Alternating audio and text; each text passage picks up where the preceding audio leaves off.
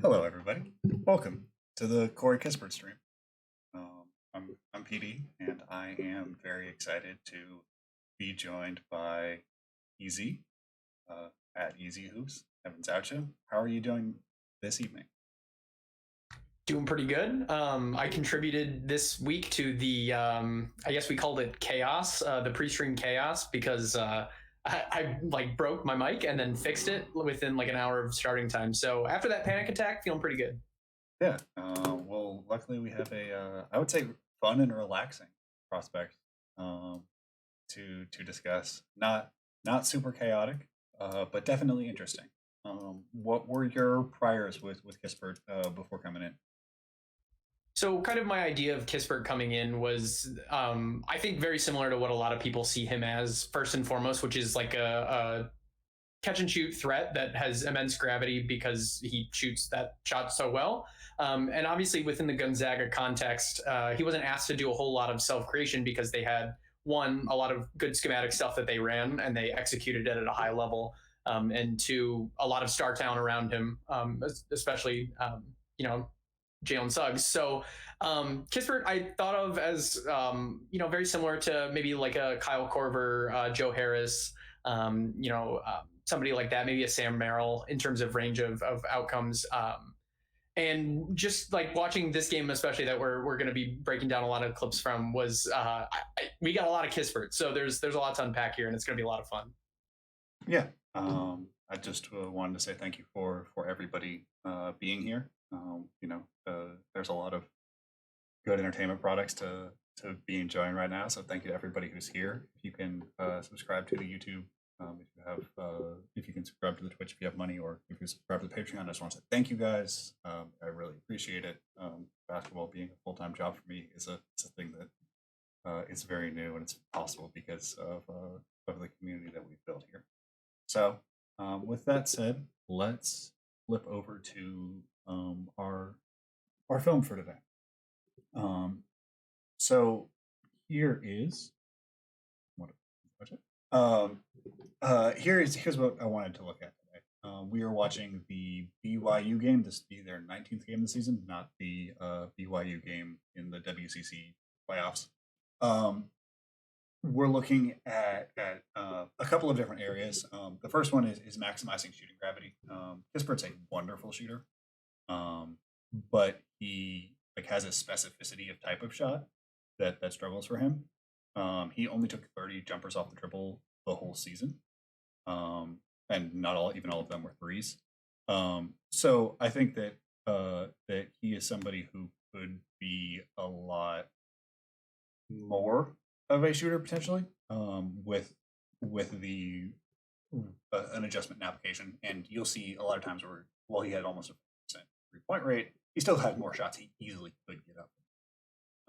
The second one is specificity of feel, and the reason that you're here as the philosopher of feel, some people are saying, many people are saying, that feel works in different ways within a player's game, and we'll see circumstances where Kispert's extremely comfortable, other areas where he has really fast processing, other ones where it's a little bit slower. The third one is closeout creation. The styles that good offense can flow from a hard closeout. Teams have to really sprint with their hair on fire every time that Kispert is open, and that leads to a lot of opportunities. That could be attacking a closeout downhill pass. That can't be using footwork to find a different three. There's a lot of options within that, and I think that that's what separates out different shooters. Not even levels of shooter, but just every shooter has a different approach for what they like. Once they get a hard closeout. And then the last two are sort of offensive and defensive, but I think they present most defensively. The idea is that wet shooters are really huntable on defense, and you can just get them on the weak side, where they have to tag and recover, and whatever they shoot, that you're going to give back in easy looks. I think that he has some of those problems on defense in some specific ways. Strength level certainly helps. And the last one is island living. This is offensive and defense. He doesn't isolate almost ever.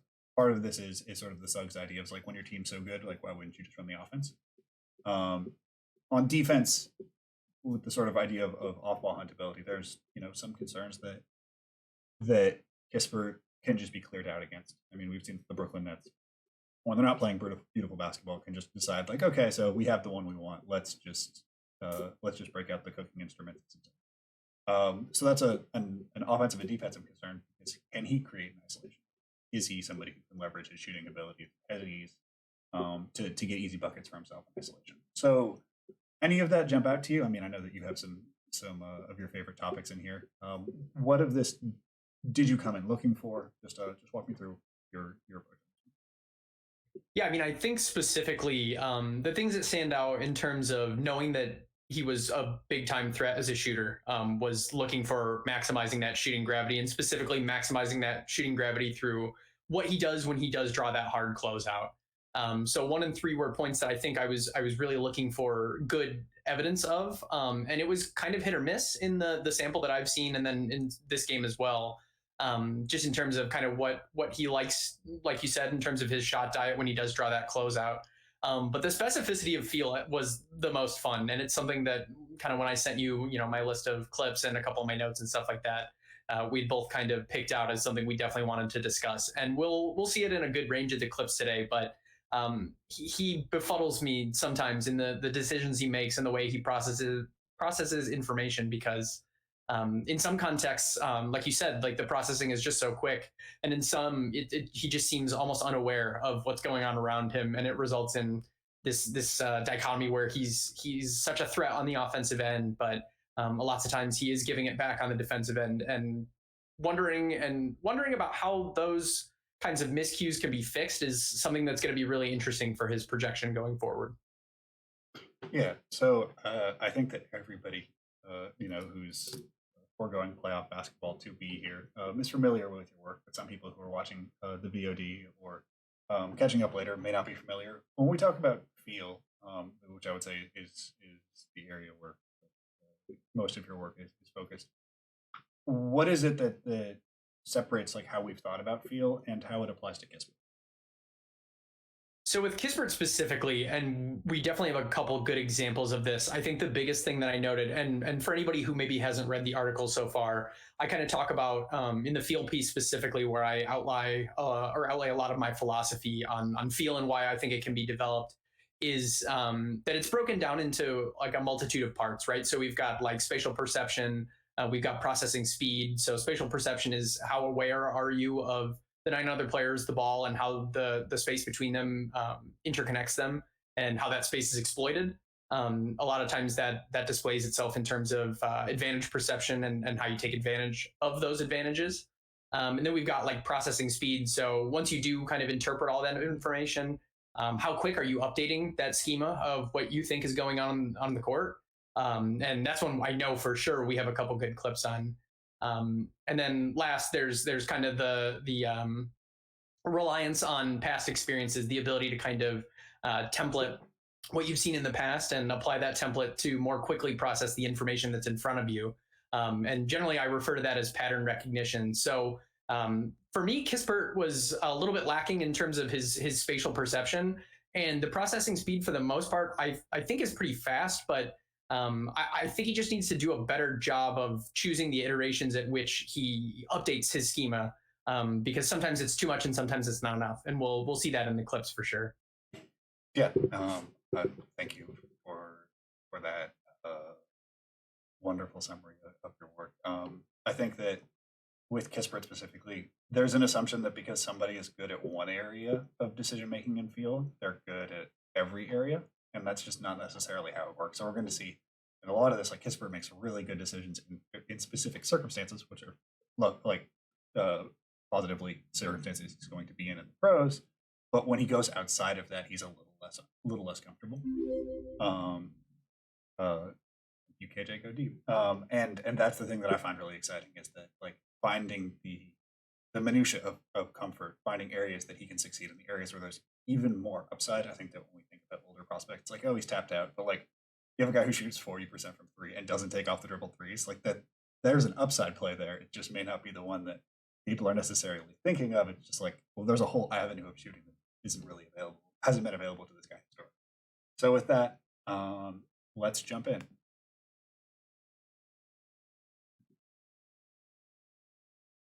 Um, so yeah, this is the BYU game. I think we did BYU for Kessler as well. So a lot of inadvertent BYU love. So right away we get a transition opportunity. Every player is taught stop ball, sprint back to the paint, like get 2 feet in the paint, then make your decisions. And for Kispert, this is wonderful because there's just an opportunity to give him pitchbacks. And so his defender sprints the paint, gets to the organizing place. And by the time that he gets to his assignment, the ball's already in Kispert's hands, and his range is extremely deep. And it's really nice just to watch him hunt these deeper threes in transition. Suggs knows it. Basically, everyone knows that you can see Suggs peek early to see which way Kispert's cracking, and the ball's out. And this is a thing that's definitely going to translate over. I mean, almost all of his opportunities are catch and shoots in this sort of hunting way. Here's a shake. So Kispert's man is going to suck down to the paint for a pre-rotation. And you just see Kispert 3 or 4 slides, staying square to the rim, catch and shoot. He fires it short, and here we have a circumstance where field comes into play, where he makes this really quick read that there's not a way of getting to, of anybody getting to the pass, and that ball comes out super quickly. Yeah, and for this situation specifically, this is, like you said, this is something that Gonzaga runs a lot. Like, there are situations where they try, as part of what they want to do in half-court settings or in early offense, to get Kispert set up at the top of the arc for those kinds of threatening opportunities because his range is so deep. And so I think this is a position where he's very comfortable and familiar with like where he's at and what could happen out of the basically choose your own adventure series of paths that lie in front of him based off whether the shot goes in or not.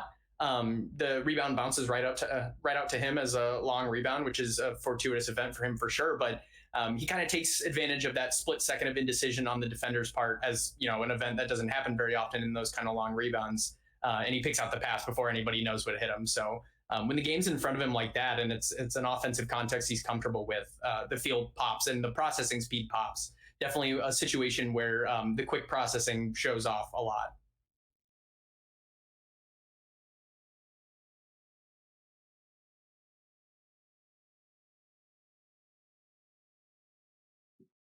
I'm muted. My apologies. Let me walk that back. So I think that he's really good at recognizing when people are flying at him, and so it allows these like quick choices, like we see here, where he recognizes 2 people downhill, just keep it moving, and good things will happen. That's really encouraging. The times where his processing lags is where he needs to make a quick decision against a center. So like here, there's not really coverage over top. Neither help side's in great position, and we have a churn on the what's now going to be the strong side. This should just be like making a quick decision, getting downhill, and just not letting teams be comfortable switching. They go back to him.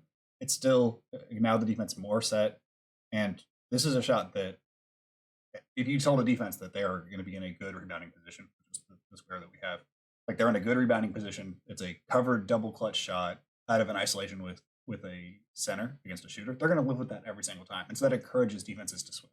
So instead of acting decisively, and even if nothing good happens, you're not going to get really a worse shot than that. And I think this is what contributes to his, 3 isolation possessions, is that like the isolation was there and then it wasn't because the advantage was lost. And on a lot of possessions, even for Gonzaga, you're not guaranteed multiple advantages within one moment.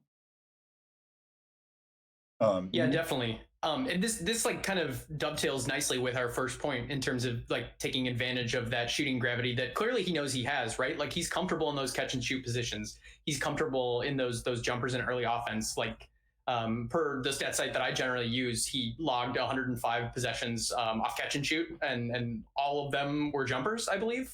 Maybe all but one. So clearly very comfortable there. That's his most popular play type.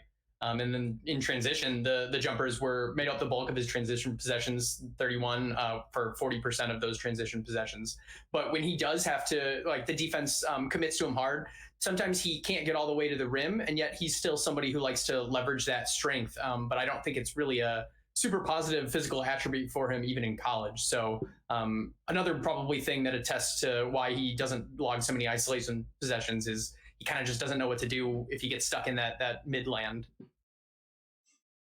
Yeah, I think that that's a real concern.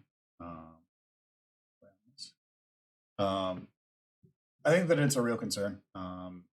The benefit is that like he doesn't need to have the ball in his hands to be a gravity threat. Like, and you can really design offenses, and Gonzaga most certainly did. I think that more than anything, like the Gonzaga offense was built around his gravity. They're always going to have bigs. They're always going to have smart decision makers. And like this is just an empty side pick and roll. The help isn't far enough, so it's Kispert's man who has to make the decision on how far he's going to help. And by just like moving him away from the ball and then him shaking back towards into the slot, it's a really, really, really difficult place for a defender to be because they have to call out that somebody else's responsibility while also worrying about a good shooter. And that's a lot for most college defenders. I think that his gravity it will translate in the league. I think that teams will be more comfortable running him off the line.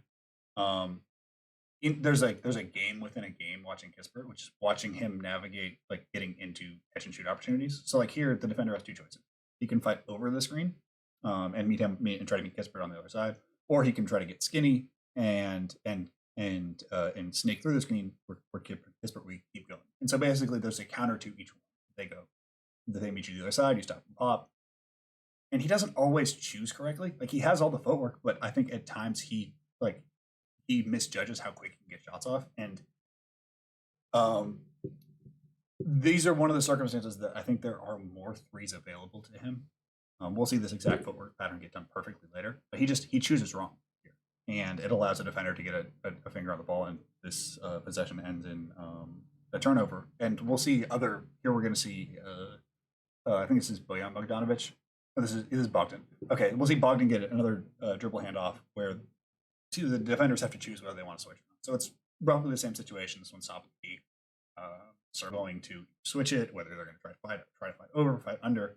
And when they don't meet him to the other side, he plants that left foot, pushes off as hard as he can, and fires behind the defense, behind the screen. Of course, it's international, so the screens can move a little bit. But the idea is that to get more. I think that this is also going to translate off the dribble. Here we go, Gualberto with the exact same movement. This would be like a dead leg step back, where she's going to take this right leg. The defense is going to switch, and she's going to jab as hard as she can, making going downhill. The defender reads that foot as like my first job is like do not get blown by, and so they adjust their hips a little bit to angle to stop the right hand penetration, and she's Arika's just simply going to step back to bring her feet back together and fire. And these are the footwork patterns and the perception action coupling that allow for just more jumpers. It's like if a big has their hand down, you have to make them pay every single time. The gravity exists in the minds of defenders. And so if defenders are worried about any kind of mistake and any mistake can be punished, it doesn't necessarily matter what number you shoot. It's about how much you're punishing. Here we're going to get some of the off ball. This would be like, the huntability on the weak side. We're going to get a pick and roll downhill, and he has two responsibilities. He's the tagger. He also has the guy in the corner who's somewhat visible in his camera angle. And he doesn't make a decision fast enough, even when the ball handler is getting. And part of this is how much ground you can cover, how athletic you are. And the other part is simply recognizing that like every second is one where you need to make more of a decision. And I don't feel like he can always get there quick enough. And there's implications for this. So like here we see Danny Green guarding KCP. We have Bronin down on the front side, and like on the weak side, AD, and no one can help off either of these sides. So what this means is that because everybody has to be close, it allows Braun to back there. And there's a chain reaction from the athleticism level. By the way, Braun does this fantastic rip through move with his arms, reminiscent of a defensive lineman going in for a sack. And look at how small this passing window is. If Danny Green is 2 steps over because he can get back to KCP in time, younger Danny Green most certainly could, this passing window doesn't exist. And there are knock-on effects from how far you can help over. And it's just how a defense is going to build itself. It's going to build itself to cover a ton of ground, to cover a little bit of ground. And this is sort of our ideas of huntability, is you can say, okay, if Danny Green can't help that far, every action is Danny Green's strong side corner. And you're putting Ben Simmons in a situation where he has to be one of the best defenders every single time, or bad things will happen. Yeah, and it's funny because Kispert forces that exact kind of situation as a shooter with the gravity that he does on the opposite end, especially when he's posted up in the corner, or not posted up, but spotted up in the corner. And then he, like we kind of talked about in the intro, gives it right back because he does not really have the athleticism to close that distance. And if he has a real shooter that he has to guard, he can't really make that decision quite quick enough yet. I do think this is going to be a position where he's going to find himself quite frequently, so he will have chances to rep this out. But there's probably, I think, some low hanging fruit in terms of the like kind of gallopy closeouts. Yeah. I'm not sure how you feel about that, but Yeah, I think that one of the things is like he can close out quickly. It's just when he's decisive. So here, like he pretty quickly determines that the lob is not going to happen. Like there's just the shooting, the passing pocket is getting bumped out, so it's just not there. So he's able to make his decision factor. He gallops, but he's able to cover the distance in time because he made an early choice. This is his own possession, I think, that you wanted to talk about. That's the out of bounds play. yes, yeah. This one was really fun. So this is kind of that specificity of feel thing. And actually, if you wouldn't mind just rewinding it back a couple seconds. Yeah, just start talking. It'll. Yeah, so he's got the two responsibilities. He's got the tag and he's got the man in the corner again. I'm sorry, misinterpreting, wrong play. Yeah, you can go ahead and play it. Yeah, it's good. Fine. It's paused on mine. Oh, just kidding. There we go. So he doesn't recognize this early enough, and actually, you can see if you're watching closely. Drew Timme taps him on the back and tells him it's time to go. And I don't know, like this seems like a specificity of feel thing for me because, and it was honestly kind of hard for me to interpret that play because I didn't know if he was responsible for Strother or for telling Strother he was like guarding nobody there since the corner was empty, or if he was going to decide to cover that himself. And this is just another area where that lack of decisiveness means like an easy look for the opposing team. Yeah, I mean, this is also like it's a pretty far closeout in what I think is like either a box or a 2-3 zone. They really did a good job of getting him involved in handoffs, and so here we're gonna we get a handoff that flows pretty easily into a middle pick and roll. Out of I think this is a 2-2-1 set, and so he's in the middle. He's going to be in the middle of the floor, and he's charging into a wall, and here would be a place where I think the like slowing down would really benefit him because he could allow this spacing to develop. If you have 3 defenders in a line, like you're just not going to get to the cup. And so he kind of charges into it, and he's bailed out by this strong side defender just staring at him and allowing himself to be backdoor. If that doesn't happen, this possession ends really poorly because he's pushed himself into a place where he's almost triple team. And it's just a matter of having a good cut for Strother along the baseline. But these are the worries that we have. Like I think that most other shooters would either take a step back here, the defender's too close to try to rise and get that 3-shot foul. These are the situations where there's more to be gained from him, and the idea of upside is very possible. I think this is time for me to talk about one of my favorite plays. Okay, so this is going to be an exit.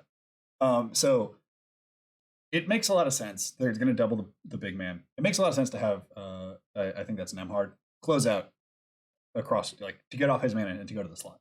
The problem is that if you do that, that closeout angle is really poor. You're basically guaranteeing that it goes baseline. So what teams have done is they exit. So the bottom man goes up to get it flat, as you can see, like more dictating the closeout angle, and the bottom guy takes the other responsibility. So it's just to get a better closeout angle. Sometimes it's a harder closeout, but it's just to guarantee the idea that like you're going to be flat when you arrive and putting yourself in a better situation. Here's I think one of my favorite exits I've seen this year is post entry. We're going to get cross court.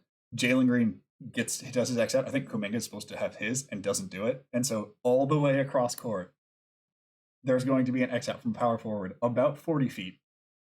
He doesn't get there in time, but like the idea is that both of them have like more reasonable closeouts when they arrive, and they're not put into circumstances where they're basically encouraged to fail. Like when both of them arrive, they will be flat with basically in a T where they can dictate where the ball handler goes if they arrive on time, or if you don't rotate early, or if you just rotate flat, there's going to have you might arrive quicker, but you'll arrive in a worse position.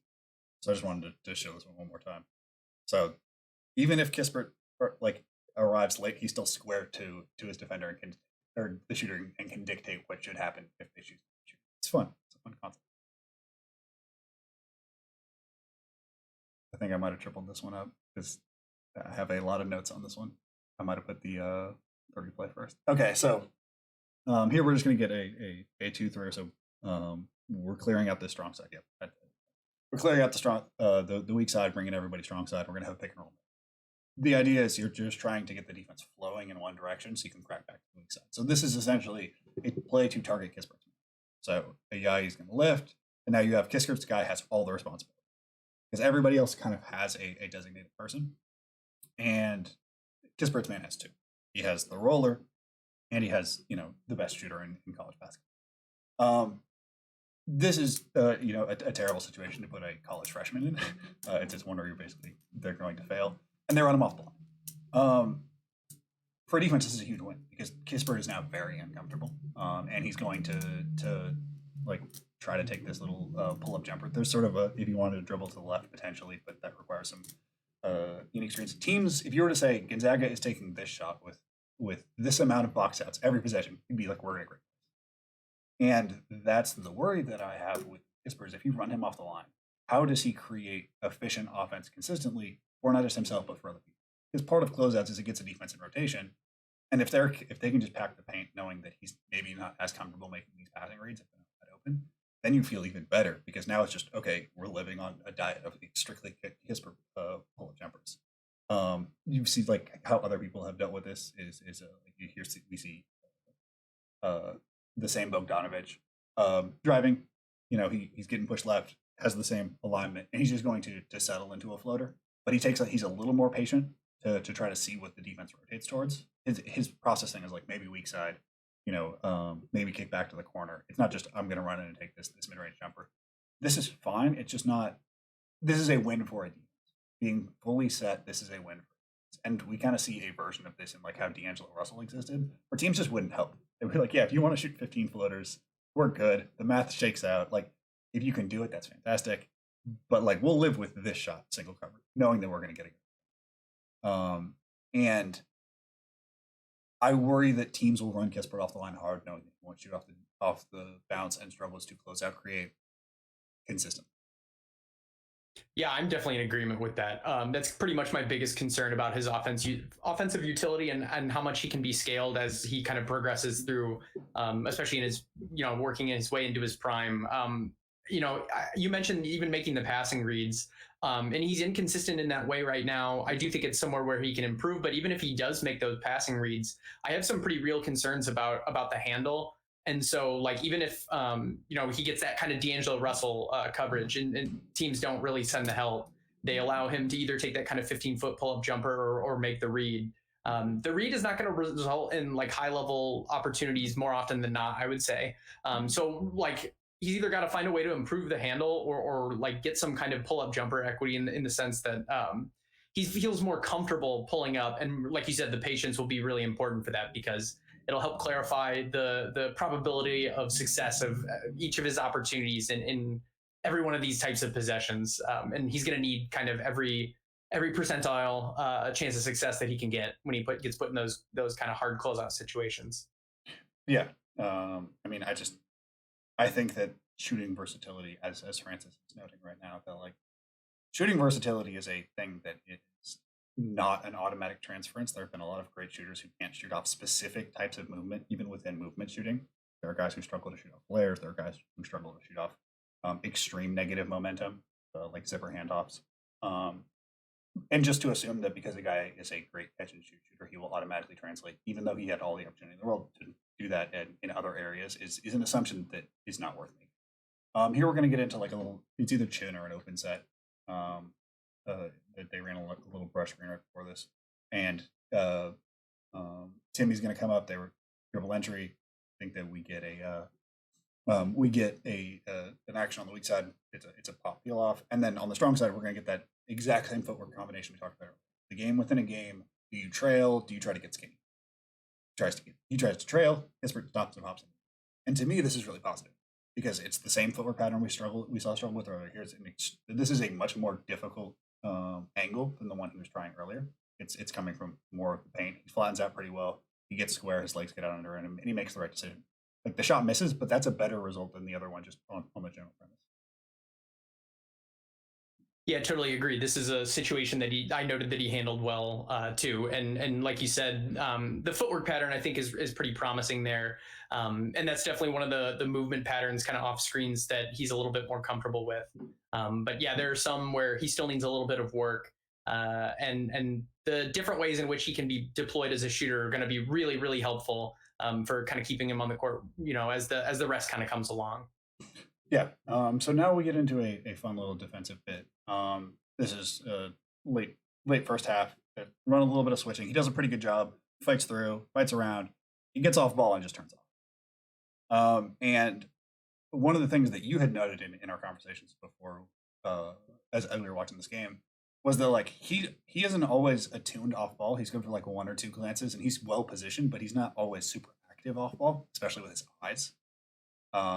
And that's a thing that you don't really associate with like older players. Like I've been watching a bunch of Phoenix Suns recently, so like I love to watch watch Devin Booker's head on this possession. He looks back and forth about 3 or 4 times.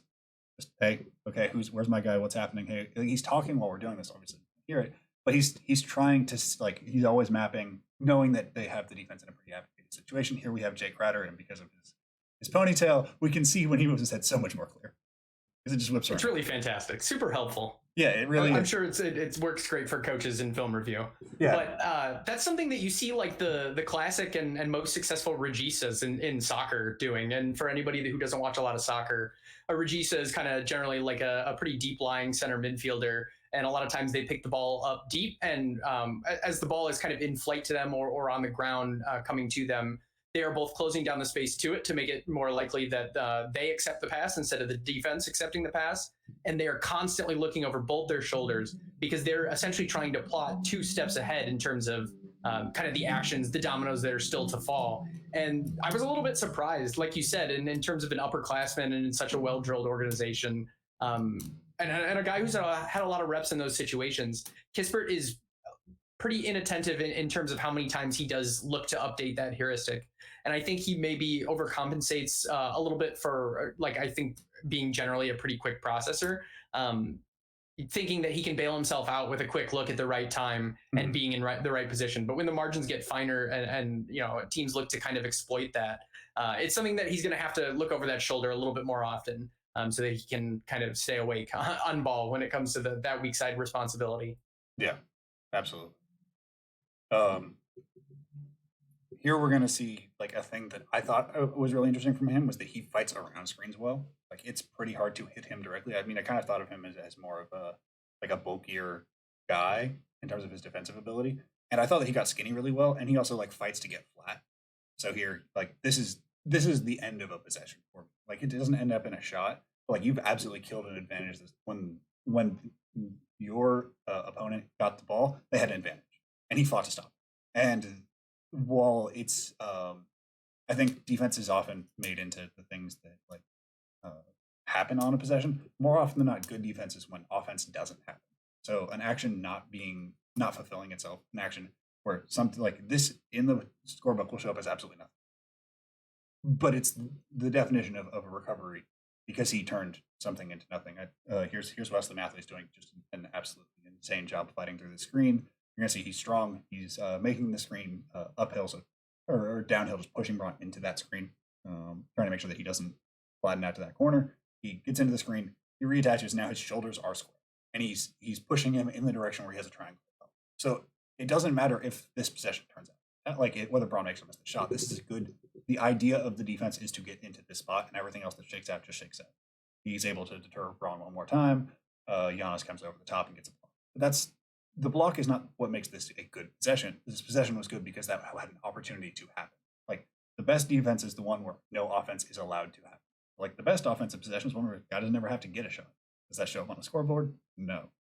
But I think the best version of Kispert is one who can prevent, without having to be a high steal percentage or high block percentage guy, just do consistently his job, whether that's on a secondary or tertiary, and rotate and to use the reads he is good and just process it quickly and have enough strength just to fight even for 1 or 2 seconds until help comes. That's a successful moment. That's all you need to be part of a good defensive dynamic. It's a difficult job, but it's that simple. Yeah, and I think he has a baseline level of skill to get there. Like we've talked about, he's generally, I think, more or less in the right position. It's just that he's not updating what's going on around him enough, and honestly, I think to me, kind of an activity thing. I Mhm. think his ability to understand what's going on when he does check quickly is pretty positive for the most part, and so that just getting that process right will really help clean up a lot of the kind of little mistakes, those defensive hockey assists, almost the Yeah. kinds of things where you shunt the offense the direction you want it into exactly where you want it to go. Yep. Where Dictate at that terms. time it happened to show up with a Giannis block, but it doesn't always. That's going to be his bread and butter for sure. Yeah, dictating terms is this key. Here Timmy wants a rescreen. He goes too early. He drives into a crowd and the ball gets tipped away. This goes to the patience and to like just not leveraging his shooting. And I mean, we're gonna go back to Gumbawale just because she's an absolutely phenomenal player. But like, this is the sort of thing that I would have dreamed that Kispert was doing. Again, this goes to the fact that he is not a particularly versatile shooter. He comes off double screen. She gets a big switch. There's a triangle switch, like a triangle switch on the weak side, and a little bit of help. Everybody knows that big is not trying to dance. They're thinking, if I protect the rim, I've done my job on the switch. So she's like, okay, bet, light step back. Just that quick of a process of like, you've given me this angle, you're selling out on one thing. Cool. If you want to sell out on protecting the rim, one between the legs, one step back. That's not a particularly hard combination, but it's recognizing that the defense is trying to is giving you one thing, and that's a retreat. If you're a good enough shooter, that retreat pull up is a real weapon, and then you can get the drive if they bite on it again. I think that like these are the things like if we go back and watch that clip, which I'll do in a moment, you'll see that the defender is selling out trying to prevent him. And you don't need to have the Iverson handle, just simply like light snatch, light easy step back, and like he'll get everything that he wants at back. Like look at how hard this defender is selling out against him after this after this misread of the screen.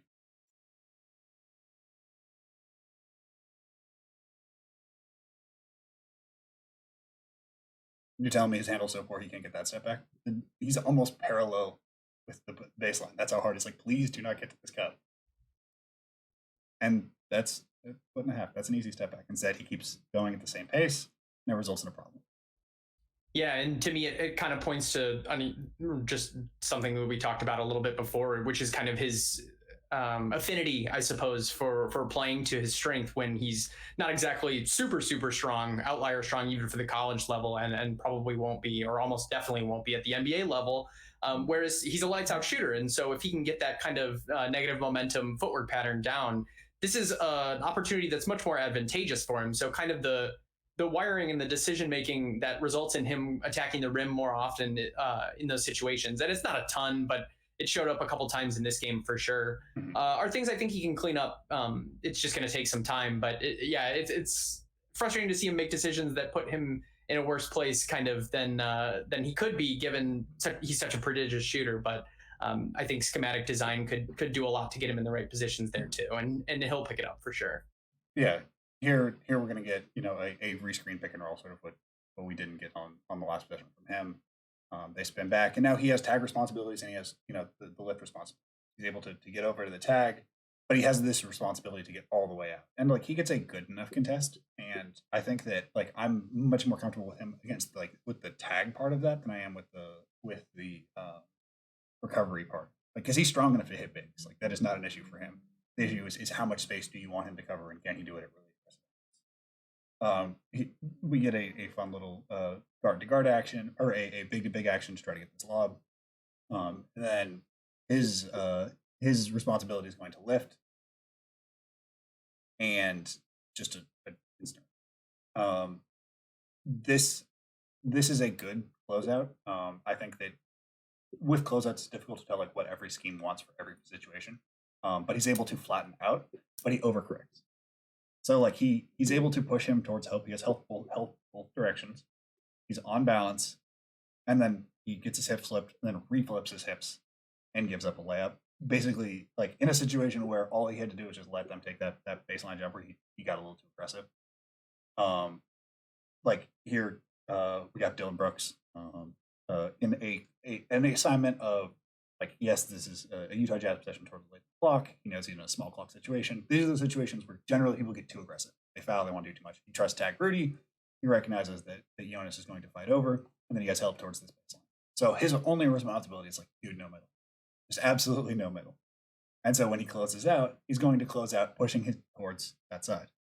So when Roy Sandel drives that side, he simply steps out to make that angle even more apparent. Again, fights the Smitty, and he keeps it on that side. That's an extremely successful possession. Did he lock Royce O'Neal down? Not necessarily, but he shunted the offense into the position where the defense had its advantage. And that's all you have to do. Like, Dylan Brooks is, I think, a meaningfully better defender at this stage of his career. But the idea of Dylan Brooks isn't like, he's not a guy who has like a plus 14 wingspan. It's just absolutely ludicrous athlete. So that he has techniques and tenacity. And those are things that can broadly be replicated, even if not to the same extent. Here's a thing that happens quite a bit, that not to him, but just like the prospects in general, is like they think ahead to the next action. So like he sees this pick and roll coming and he gets ready for it, and it just countered away. The encouraging thing is that he's capable of closing this down and turns this shot into a 4 different shot. So you can see he's looking at the offensive player, looking at the screen, knows it's coming, but he's able to fight back in. I think that he's not going to bump like stars off their pathway, but he fights to contest, and he fights to contest vertically, which is positive. This is the biggest concern out of everything that we've talked about. This is the biggest concern. Extremely hard closeout, and he turns a moment of extreme advantage into dribbling into trap. And that is the scariest moment that basically could happen for a Gonzaga opponent this year, is a hard closeout again, with him having a small window. And like, sure, they get an okay shot, whatever.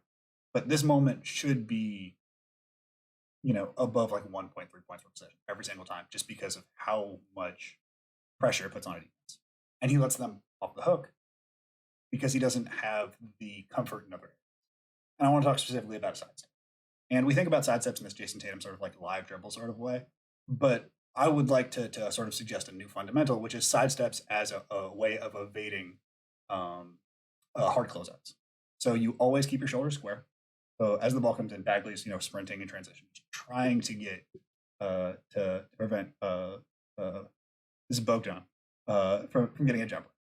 Bogdan eye fakes, and you're going to see that right foot slide as one dribble. So he's going to keep his shoulder squared to the rim the entire time. He simply just pound sidestep, and this basically creates about 5 feet of separation. He never loses his contain on, or his direction on the rim. He doesn't lose. He's still low, and he's able to catch and shoot. And to me, if Kispert were to add this sort of thing, which like, Garbage is so good at this. Like, there's like almost 50 clips of him just doing this over and over again. He gets hard closeouts, sidestep pull. It gets out of his hands quickly. He's capable of punishing defenses for hard closing outs. And then if the second one closes out hard, now you have a creation opportunity. So it's encouraging advantage. Also, if you do this to Joe Harris, bad things will happen. So here, Joe Harris hard closeout. Again, a terrible circumstance if you're and Terry Rozier does a kung fu. And again, hard sidestep, stay square to the rim, fire. Fast enough that bridges can't. Like, these are essentials for modern shooters, is the ability of saying a hard closeout is not enough to get me to take two. Of finding other pathways to open threes and other pathways to stretch defenses. Say you're a person who doesn't want to be square to the rim. Well, Buddy Hield. Like, Buddy Hield, I think, isn't quite as comfortable with this particular footwork. It's a hard closeout from DeRozan. And he's going to hard step with his left, attacking that high foot, seeing, again, the same. We have a whole bunch of defensive alignment. And he simply one step sidestep. Instead of sidestep, it's pound dribble step back. Sorry, DeMar. I'm really sorry. We see him attacking the foot down, step back. These are some of my. Oh, sorry. Go ahead. Didn't mean to cut you off. These are just the new essentials for shooters who want to keep defenses honest if they're already in shape. So, like, I'm going to rewind this one, the Buddy Hield one, because I think it's a perfect representation of if the defense is in shape, if the defense like is basically aligned, and the only person who's made a mistake is your man. What you need to do is find a way to make another mistake happen. So, like, a hard closeout can't be enough. See if you can get 2 hard closeouts, which Joe Harris does here. Like, there's just with one dribble, you are capable of altering the shape of a defense in the way that the hard closeout isn't enough. And I think that younger shooters can get run off the line But the older shooters, like again, you can't drive into that. Like you can, but it's not particularly intelligent, especially if you don't have the passing chops and you're capable of stepping. Sorry about that. Go ahead. Yeah, I was just gonna say, like, this is a very specific weaponization of advantage perception, right? Like, if you're constantly updating, you know how hard your defender is closing out, and if you can make an estimate of that momentum and how long it might take to stop, I mean, like, you can pretty clearly make a binary decision whether or not they're going to be able to stop or fly by you. And that side step or that pound dribble step back is a perfect weapon to take advantage of that, because, like you said, you then find a way with one or two dribbles and a quick motion to commit two defenders, whereas you only had one committed before, and then the opportunities in front of you are just essentially endless, depending on how the defense scrambles. No matter what they do, they're pretty much not going to be able to stop it if you can execute consistently. Yeah, and this next one is the pick and pop that you wanted to talk about, where he just like really levels this dude. Yeah, he sets a really good hard screen here, and I had this as another good example of his advantage perception, right? So this is a situation where he creates the advantage, and the gravity that he's drawing at the top of the arc here is exactly pretty much where it starts. So even though he dumps the ball off and kind of that almost handoff, but pretty much like a sweep motion there begins, he kind of continues to maintain the shell, and then you can just see, like, in the strong side corner, like they're just confused, right? And so Suggs recognizes that he's got the switch now, and the backdoor cut becomes easier for him because the defense is just essentially discombobulated. But Kispert's gravity creates all of that, and that's a great example of kind of where he does recognize that and takes advantage of it, even though he doesn't need the ball to do it. Yeah, I think that his ability to all like one of the most dangerous things you can do as a shooter is back screens, because it's a mathematical problem for a defense. Like, especially if you're comfortable shooting off that negative momentum, which I think that his is an area that he is pretty comfortable. I wouldn't say it's his most comfortable, but he seems solidly comfortable. It's really difficult to defend that, and that if you wanted to give him reads he is more comfortable with, designing offenses where he is continually coming, like setting back screens, and then the offense flows from that into another action, would be a really easy way. So if we're talking about advantage perception, he struggles to read weak side taggers, and he struggles to make them pay in a college level. Here we have the weak side has two responsibilities, and this possession ends up being some Drew Timmy save me stuff. But he kills his dribble and goes into a really tough spot, and it's that way because right now that he's allowing one defender to guard two people, and that's a college defender guarding what I would say are two pros, and that can't happen. Like you have to make defenses pay for any time they try to guard two people at once, because in the NBA, those circumstances are done by even better defenders in even smaller windows. So this is a clip that Evin Gualberto sent me, and I want to thank him wonderfully. So it's a stagger pick and roll, a pitchback stagger pick and roll for Chris Paul. It turns into a lot for DeAndre that Aaron Gordon is able to break out. That's the window. He has about, I would say, 2 inches where he could possibly get this. And this is what I would say a 90% percentile athlete in the NBA. And Chris Paul almost makes him pay. And it's not that I'm asking him to be a Chris Paul level defender. It's that the level to which the degree of difficulty it takes to make weak side defenders pay in the league is so high. If you're struggling to do that at a college level, it's concerning for what's going to be an advantage. Next, we have more of this it's going to be like a weave sort of, and he's going to get skinny, and here he stretches out this drive. I like his ability to stretch out ball handlers on secondary actions. So guards just aren't really able to turn the corner because it's hard to hit him, and he reconnects. I think that he has some angle issues coordinating defensive actions, but if we're just talking about the ability of fighting through and pushing angles for a driver and a driver alone, he does really well. Yeah, he doesn't contain the angle of the pass, ideally, I suppose. But like you said, he did commit well to the drive, and he understands that angle well. So for the most part, I think that was a pretty promising possession for him in that aspect. Okay, this is an island. Island life, baby. This is an island. Basically straight up. That's the palm tree is for. This needs to be a bucket, or at least force a rotation, force two people to guard you, force a person to rotate over, and he just isn't comfortable doing it. He isn't comfortable even against a college freshman wing. He's not able of punishing a defense for the idea of guarding him, like basically flat. And I don't think that this is a thing that's like going to be asked of him in the league. But like I think that teams are going to, if they switch again. Here's like I think D'Angelo Russell is a great example because teams are comfortable switching D'Angelo Russell. It's like you want to make a living off that shot. You potentially could, but it's just really difficult.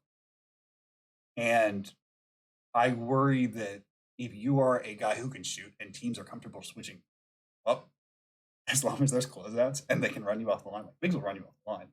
You can get a big to run people off the line.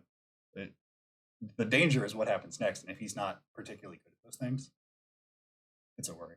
Here it's supposed to be here we have like a blitz. He doesn't get. You're supposed to be hip to hip on blitzes. I'll actually rewind that for a moment. Thank you, Scott, for subscribing. Really appreciate that.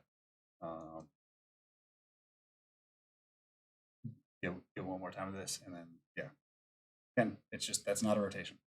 So here we're going to see. Get Angelo one more time. So here we're going to see a pick and roll that is guarded really aggressively. Talking over the deal once. We see a pick and roll is guarded really aggressively, and he doesn't establish an angle because if you get hip to hip, there's nowhere for the guard to go. And even if it's a fight through and a high hedge, you could basically turn a high hedge into a trap whenever you want fast enough. And instead of it being a high hedge, he allows the big guards, especially the younger guards, are always going to try to split this. And if you get hip to hip, bad things are going to happen. Again, we see him reattach. He shouldn't be able to get to this spot, but again, he does, and again, he attaches. He gets vertical. So we see another circumstance where again, small, he's able to get even and leverage his strength to disrupt a shot that he kind of has no business of getting. It's unfortunate that he's in that situation because of this coverage error where he gives up space, misses the coverage, but he's able to fight back and hold it. I think that there's this is some of the encouraging stuff for me. Or the reattaching is really for sure. Yeah, he just finds a way to make that work surprisingly. I think again the angle containment handling wasn't perfect. I think it was better than the last possession we looked at, mostly because I think the angle of containment for the pass was a little bit easier. It was a little bit more kind of already on his route, I guess. Or at least the way he handled it ended up being. But he does reattach really well, and he understands the rules of verticality. This is another area where, one area where the willingness, the kind of wiring where he wants to leverage that strength is actually really helpful for him. And so it's a mixed bag, but I think it's promising in ways that bode well for him, and that maybe you wouldn't expect from this archetype of player, I guess. Yeah, I mean, I just think that we so rarely get medium-sized strong shooters. That's just not we got Bane last year and Tim this year, but it's just not a general archetype you see that often. So I think that partially it's just because if you can really shoot, you generally don't stay in college too long. It's just sort of how life works. Is you get called to the big leagues pretty quickly, and for the guys who do stick around, their strengths only become stronger and it becomes more visible as they get older for their age cohort. A thing I really just enjoy about Kispert is his release is so fast, and he as uncomfortable as he is punishing closeouts through the bounce. If you take a quarter of a step too much of a closeout, he is letting that thing go on catch and shoot. Not even I've talked about Malik Monk having a superpower of contests don't bother him. Kispert's is a little more is a little toned down. I mean, I've seen Malik Monk basically shoot between people's arms and without an idea. But Kispert is just knows when somebody is close enough or not. And if he'd say catch and shoot, it's going up. Absolute no thought. He knows you are not long enough, you are not fast enough. You cannot get there in time. It does so your closeout doesn't matter, which is the ideal level of concern for closeouts that the shooter should have. And I think that it's really easy to build an offense where you leverage that as much as possible to be shake to that corner and then reshake up and then reshake again. Because if a defender helps a quarter step too much, I mean, look at this set fire. This is from another game, but I've used it in micro scales before, so I just wanted to throw it in here. But man, it is really fun to see a guy who is that level um of good at the thing that he's good at in like Yeah, just such a specific way. yeah, exactly. Like the last clip that you showed there is a really fun one, and it reminds me of a clip. I think it was last night, maybe, that our pal Mark Schindler posted on the timeline of Joe Ingles catching like at head level and simply releasing without ever dipping the ball. Mhm. Like if he can get like, I mean, Kispert is already pretty close in terms of just like being an absolutely insane quick shot maker. But like he knows exactly how much space he needs to get it off, and he's very comfortable letting it fly when he does have that space. And I really like that he fills wide too, right? Like I think there could be a temptation to stretch the court in a different way there.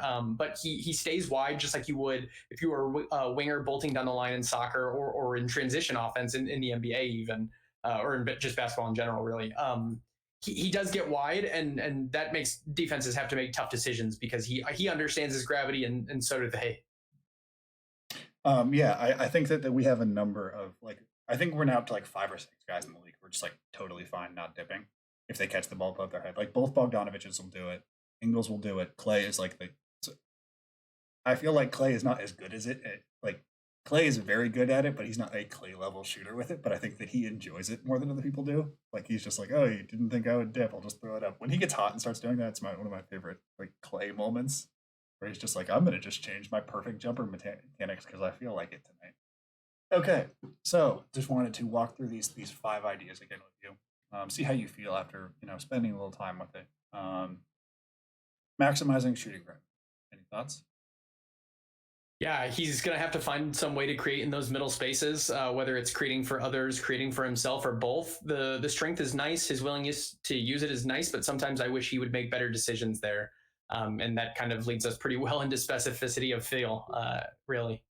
Yeah, I think specificity of feel for me jumps out as a guy whose strengths are really strong, but has a lot of upside and a lot of growing to do in developing counters to how NBA teams will cover.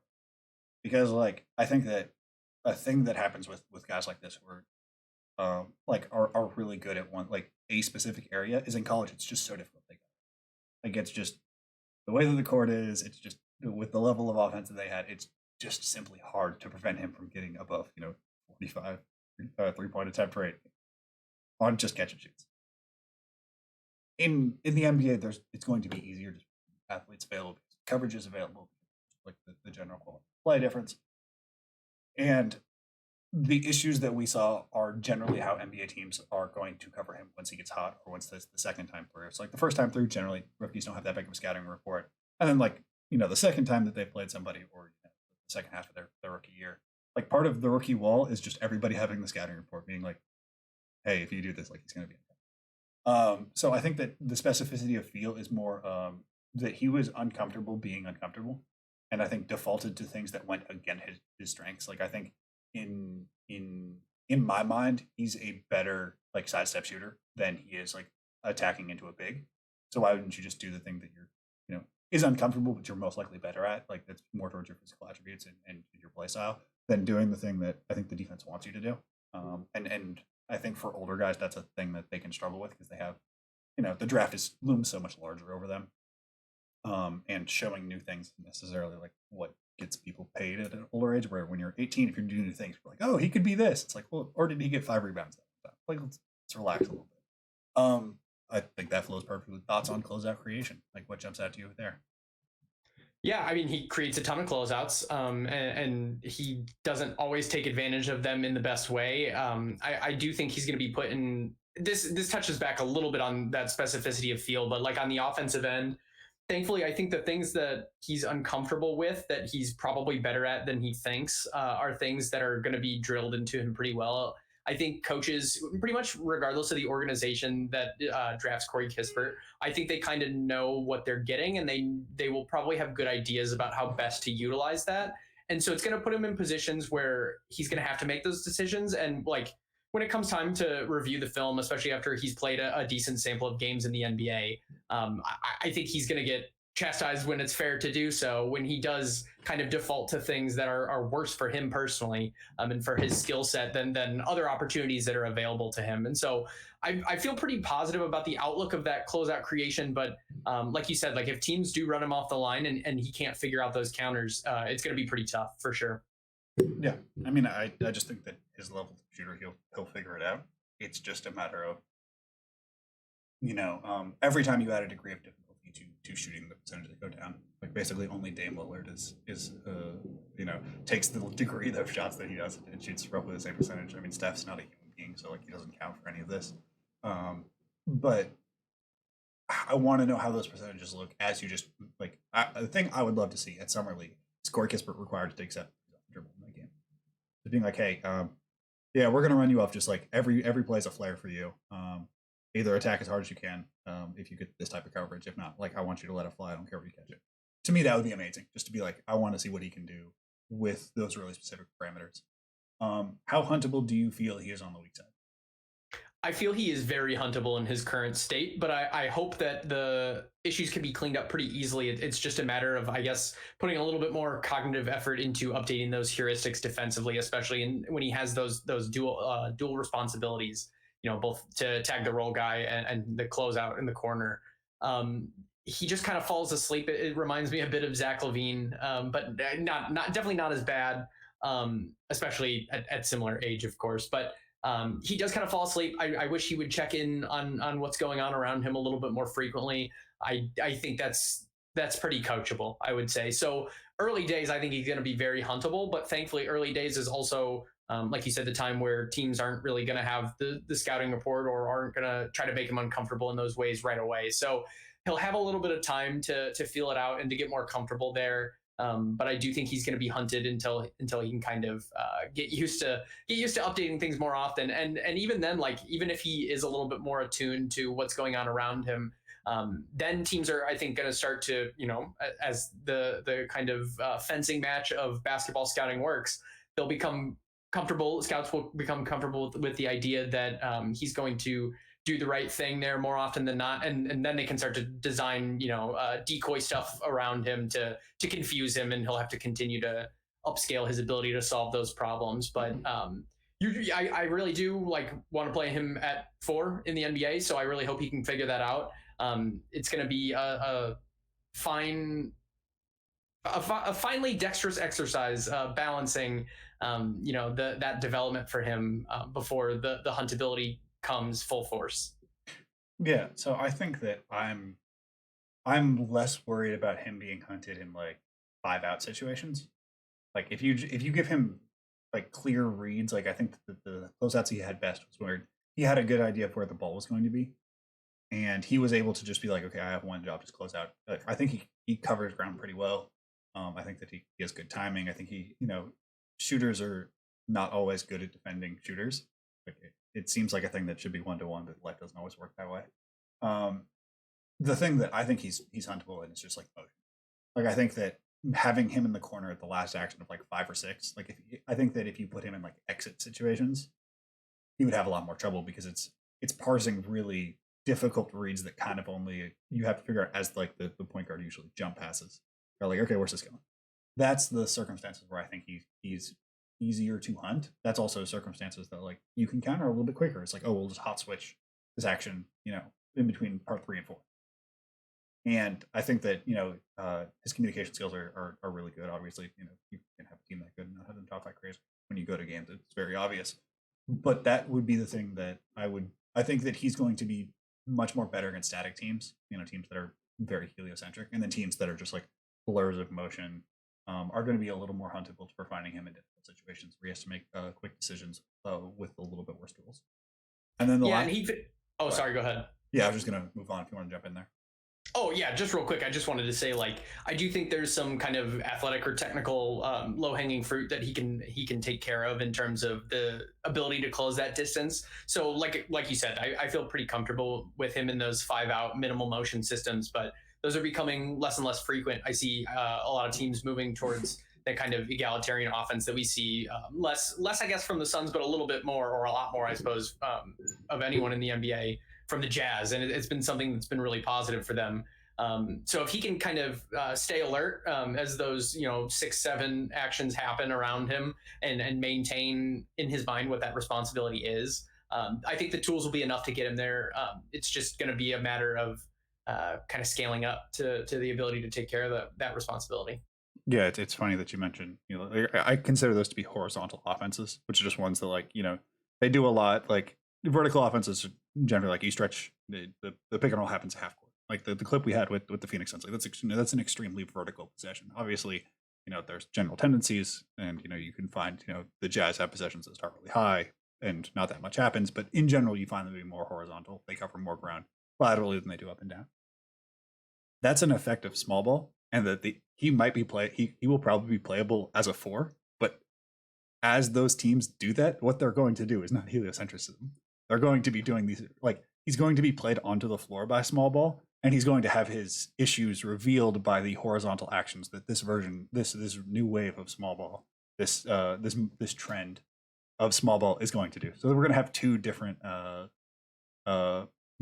motions within basketball, moving like to push his agenda onto the floor and also push his weakness, really specifically. And I think that is just wonderful. So speaking of things that I find wonderful, our last one is offensive and defensive island living. How do you feel about him on an island defensively? I think defensively, I'm surprised how solid I feel about him in terms of that kind of island living. I think I was just kind of surprised, like, that he leverages his strength so well to stay attached, like we talked about, and hopefully the jump up to the next level isn't a jump that significantly affects his ability to do that. But for the most part, I don't think it's going to happen that often. I think teams are going to try to get him in the blender off ball more than on ball, especially because if he is the nominal 4. I don't feel like that many teams have the mobile 4s that are suitable to be high usage ISO creators more often than not, I guess. So, and even if they were, like, you're not going to have Corey Kispert fulfilling that responsibility. So more or less, I think I feel pretty good about him defensively in terms of his island life, tropical, breezy, and cool. How do you feel about it? I mean, this is probably going to be a damning with faint praise situation, but like at times on ball, he reminds me of like younger James Harden, where like he does attach really well, and the way to attack him is just like to put him off ball. Like that is the thing that gives him more trouble. And like people who went at Harden who don't like realize that that's not the thing that, unless he's like totally gassed, like is any kind of trouble. He can move his feet. He's strong enough. He's certainly capable of, like, more than anybody in the league, basically, of understanding angles and what he needs to do to get through a possession. And so, like, I think that I would be pretty comfortable, up to some limits of like him on an island, or him having responsibility of being the linchpin of an assignment where it's like, look, if you get beaten middle in this particular action, like, we're screwed. But he seems really comfortable of establishing those positions and pushing and dictating, dictating terms of an offensive possession at the point of attack. That I found, like, I was prepared, there's only so many times you can read like white shooter on a successful team and be like, oh, he's going to be just trash juice on defense. And like, that was very much not the case in a really specific way that I found to be encouraging. Offensively, I felt way worse than I thought I was going to. Like, I thought that he had a lot more of the, like, not Doug McDermott, but like that, like, I'm here on a roll, but if I want to, I could always go 1-4 flat. And like, I just assumed that about him. Again, that's the bias working the other way. And it just wasn't quite there. Like, not to say that he can't do those things. He looked so uncomfortable. And to me, it seemed like a thing that allowed for a type of defense that shouldn't really be possible against him, which is to switch up and have them run him off the line. Or just to like run him to a side, knowing that if you go, 1-1 on the opposite side and just have everybody stick closer to their man, that like you can get at least the genre of shots that you would look for ideally. That was probably my biggest takeaway from this. Yeah, I got kind of flashbacks to the Lowry Markkanen experience as a guy who watches a lot of Chicago Bulls games. When you mentioned that they can switch up and run him off the line because he's not going to be able to do anything in terms of kind of taking advantage of that closeout once you put him in those kinds of ethereal middle spaces. And Lowry's 7 foot, so you would think you could get something going in the post. You can't, but I think Corey Kispert will hopefully fare a little bit better there. I think he can make the reads. He just doesn't do it consistently. And I think there are things to like about the handle, even if it's not super, super impressive. Now, he's going to draw tons of closeouts, so he will have opportunities, I think, to develop this. But he's going to need those opportunities because the baseline is pretty rough, I think, for sure. All right, and welcome back, everybody. So we're getting into a little Q&A. We got the slow-mo camera working in the background. Man of the hour, Easy Hoops, is back with us. Everybody's all watered up. So Scott asks, could NBA spacing remedy some of his closeout attacking woes? Would you like to handle this one? Sure, I think I can take this one. So it's gonna be a balancing act, because I think the advantages that he gets from NBA spacing, giving him more space to operate, are going to be somewhat washed away, or perhaps entirely washed away, by the fact that NBA level defenders will process what he's about to do more quickly, and they will close that space with their athletic gifts more quickly too. So a little bit of a cop out. It will depend on the matchups that he draws. I think he will have a favorable matchup against teams that play more traditional front courts, obviously, when he does want to get to his handle. But it remains to be seen, I think, how much NBA spacing helps him on that end when he does have to put the ball on the deck. I think that it'll help him in certain aspects, but I think that like NBA spacing unilaterally helps almost no one. And the things that will help him is that like he will be encouraged to shoot from super deep. He will be encouraged to, like his role will get a little like slimmer and more suited, like laser suited to his abilities. But like as much as NBA spacing is going to help him, the backdraft is that NBA coaching and NBA scouting and NBA personnel are going to harm that, because that's the thing that the game is about now, is closing down that space as much as possible. So I think that it's going to make the things that we've like isolated crystalline. Like it's going to be extremely clear if you're three, he doesn't have like these side steps or the ability to like be comfortable on closeouts. Like those things will be swing skills for how valuable he is.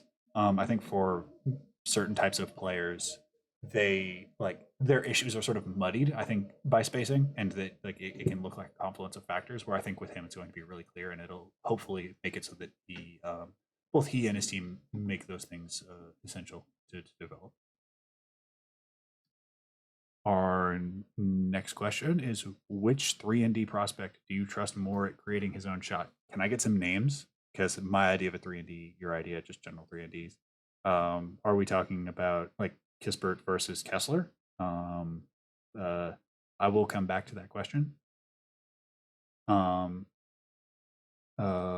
see, scrolling.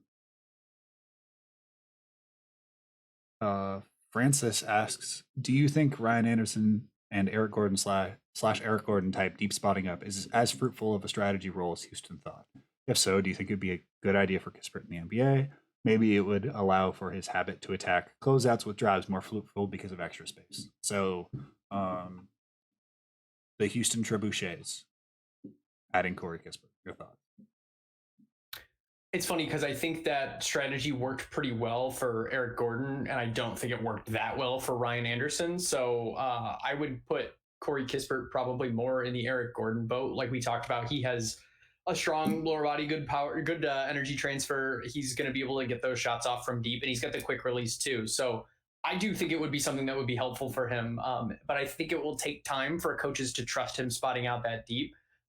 If they can, get a little bit creative, a little bit okay getting weird with it, and they can implement that in early days, I think that would be something that would help him translate, because it will give him a bit more of that space. Because if he hits a couple of those shots, the space that he has and the attention he's going to draw is going to make attacking those closeouts easier for him.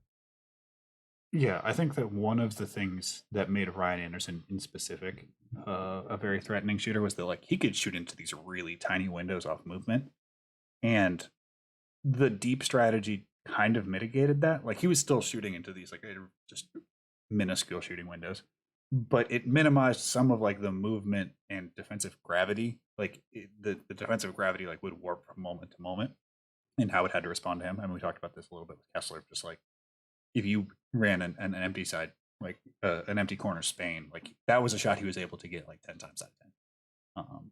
And shooting from deep also did the thing where it allowed dudes who couldn't stay on the court to be on the court because Ryan Anderson was. So I think that it played him off the floor, like as he got older and a little more injured. It sort of was the architect of his own demise. So I think Gordon is probably a better example. But I think there's definitely going to be the thing we talked about where Kispert is the both beneficiary and recipient of the two movements of fours and of fours being him being able to play the four, and because he's playing the four, teams running much more movement stuff at him. Let's see. Next, let's see. Just trying to.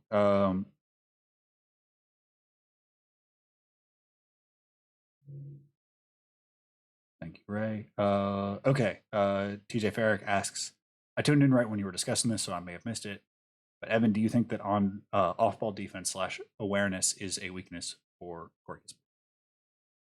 Yeah, I can kind of go back through a little bit of my answer. Long story short, essentially, I do think it's a weakness right now, but it's a weakness that I think is fixable. He's generally in the right position. I think he has a pretty good interpretation of the events that go on around him. He just doesn't update that mental map of the position of the other players in the ball that are going on around him frequently enough for me.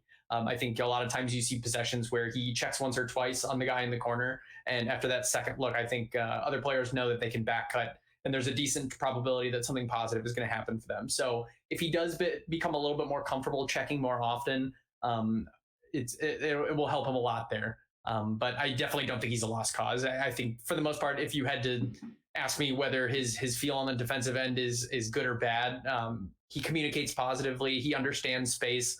He's just not always active. So if he can remain alert in those situations, that will help a ton, and it'll help weaponize the other gifts that he does possess on that end. So to ask the 3-and-D question, which has been clarified, the original question, scroll up to find it, is which 3-and-D prospects do you trust to create their own shot? The list being Murphy versus Kessler and Kispert, though Zaire, Moody, and France are certainly a part of that. So any of those jump out as trust to create their own shot or not trust specifically? Well, early days, I think Zaire's not going to have good luck there at all. I mean, the frame is just not at a place where you would need it to be for him to be able to handle the physicality when he does get run off the line or have to create off the dribble. Yeah, I think Franz Wagner would handle this a little bit better.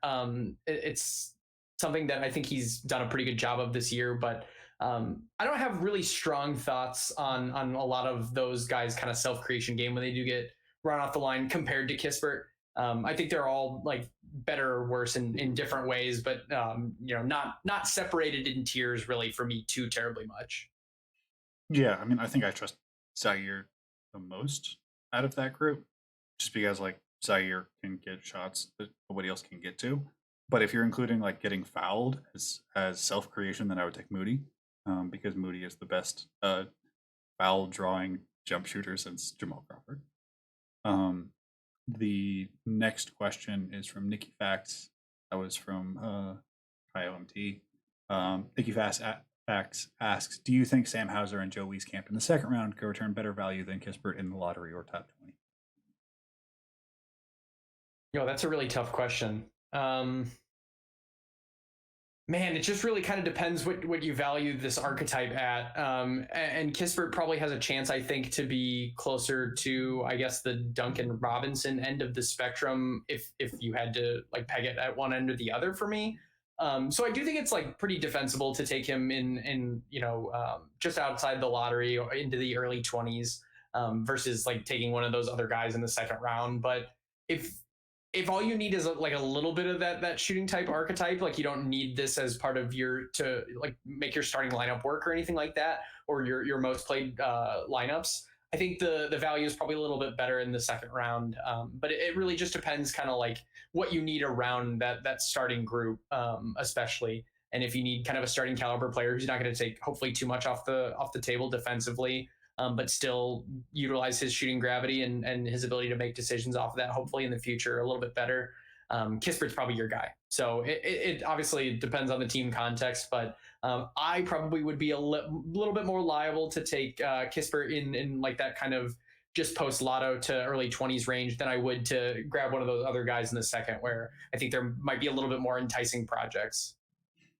Yeah, I think that your last sentence is something that I'd really like to key on, is that in the later in the draft you go, the more drag and drop players have to be, because the biggest difference between players drafted early and players drafted later or undrafted is that there is a much less institutional investment in them. So like many players, go back to school because they believe they will be more successful if a team needs them to be successful because they're drafted 16th, versus it's a bonus if they're successful because they're drafted 46th. So for players, especially like shooters, they have to be the type of shooter and get the type of usage that is really needed for that team and what they're looking for in a shooter. And if they're not that fit, it's not really like that difficult to trade them or cut them or whatever. So I think that Kispert was more likely to turn more value because if you pick him in the lottery in the top 20, you probably have a clearer idea and are drafting him into a system where you believe you can solve his specific lacuna in his shooting profile.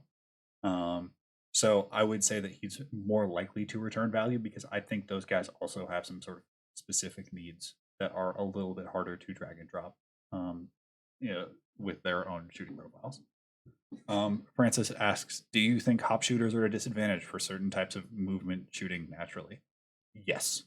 Hop shooters, specifically with like super negative momentum, is just so hard. Like sprint, jump in midair, turn 180 degrees, load, and then shoot an NBA. It's just an insanely hard thing to do. Or if you do left right, you can you're basically doing one step half turn, other step half turn, and then a little gyroscopic motion in the air to figure out like exactly where you need to be to shoot it. It's not impossible. It's just for certain specific actions, it's much harder. But that's just like the way the cookie crumbles, kind of. And you'll often find that hop shooters don't take those as much, or they will be 1-2 shooters for a specific movement if they can't quite get. The more like every shooting style has its drawbacks, and that's why you see guys who are like mostly hop shooters but have like 10% of circumstances where it's just not feasible for them specifically. You'll rarely find guys who are 100% one way or the other. Let's see. You have any takes on that before I move on? No, not particularly. I was basically going to say, I think in terms of certain movement patterns, they do have a little bit more of a difficulty getting into the comfortable pattern for them when you are a hop shooter. Like you said, the negative momentum, the physics of it just don't make a whole lot of sense, and it can be discombobulating for sure. Yeah. So the next one we have is from Michael Smashing. He says, hey, PD, hope you're having a good day. It's a good day that I got this mostly out on time, so it's actually been a very good day. Wasn't the most stressful editing lab day, but, a little bit of a race to the finish. So overall, I'm having a good day. I'm not a shot doctor. That's good. Nobody is. Jumper surgery is a mostly made-up science. I wanted to get closer to being one. What are some general mechanics that you look for to tell if someone is a good shooter? And do you think Kispert shares any of these qualities? This is a wonderful question. So I have written 2 pieces called the NDSP series that talk about rebuilding our idea of shooting mechanics. Instead of framing them in the bend, lift, extend, snap, hold idea that I was raised with, where there was an idea of a good jumper. Instead, zooming out and saying, what are the biomechanical and mental processes that good shooters have? So perception, action coupling, proprioception, things that aren't necessarily always do this, but there are simple things that you can look for that just make sense. Like having your hand underneath the ball is easier than having your hand sideways. So the term I use is shooting bed. You're having your hand fully under the ball versus having it on the side. It's not better, but it is a lot easier to just always be shooting off the hand that's resting, that all of its weight is resting on. So I think that the most important thing with Kispert is that his footwork is really, really advanced, and he has a very natural sense of timing. A lot of good shooters, you can mess them up; they get weird catches. Generally, shooters are like I would say like sort of closer to like pianists, where they're generally like extremely type A personalities who want to do everything the same way. And if they get a terrible catch, either it's by their feet or way above their head, they can get their timing thrown off. And I think a thing with Kispert that I really enjoy is like it doesn't matter where he catches the ball, he's able to find the same timing and self-organize, which I think is an essential facet of being a good shooter. And it's probably the most important beyond like just basic hand-eye coordination is self-organization and self-organize into a clean rhythm from a sloppy catch. If you're looking for more on that series, I think the two like things I'm most proud of, the NDSP series, they're available on Patreon for free. They're both quite long. They look at a number of prospects in this draft and shooting development historically. I'm really happy with them, and I honestly can't recommend them enough. Do you have any thoughts on that question? No, I'm definitely deferring to the expert here. I mean, like you said, you wrote the pieces on NDSP, and they were fantastic. So I would say definitely go check those out on PD's Patreon. And while you're there, if you can afford to support, definitely subscribe too, because the work PD does on Patreon is just amazing. So that's what I have to add. Nothing about shooting, but everything about PD and deferring to the legend himself here. Wow, you're absolutely sticking the knife in with kindness. Thank you, Ray, for the slow-mo, for the heads up about the work on Korkmaz sidestep. I will make sure to grab that for the Kispert piece. Francis has the last two questions, then we'll just go to some grab bag because there's a lot of really fun questions in here. So the first Francis question is, let me plug in my computer real quick.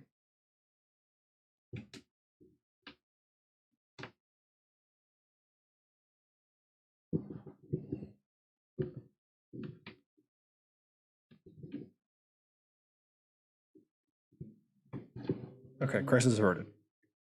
First question is, do you believe his 99th percentile transition efficiency was a complete function of being able to play for Gonzaga? And then the second part of the question is, does his less than stellar shooting results earlier in his career cast any doubts as a very good but non-elite catch and shoot player? So the idea is is this a function of a player who is good and it just happened to be older, or is this a shooter who was sort of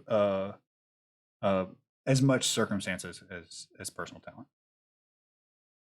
I have it pulled up. He shot 35% on 114 attempts as a freshman in 680 minutes. And then as a sophomore, he shot 375, 163 minutes, or on 163 attempts and 976 minutes. So that's it's a 363, I think, shooter.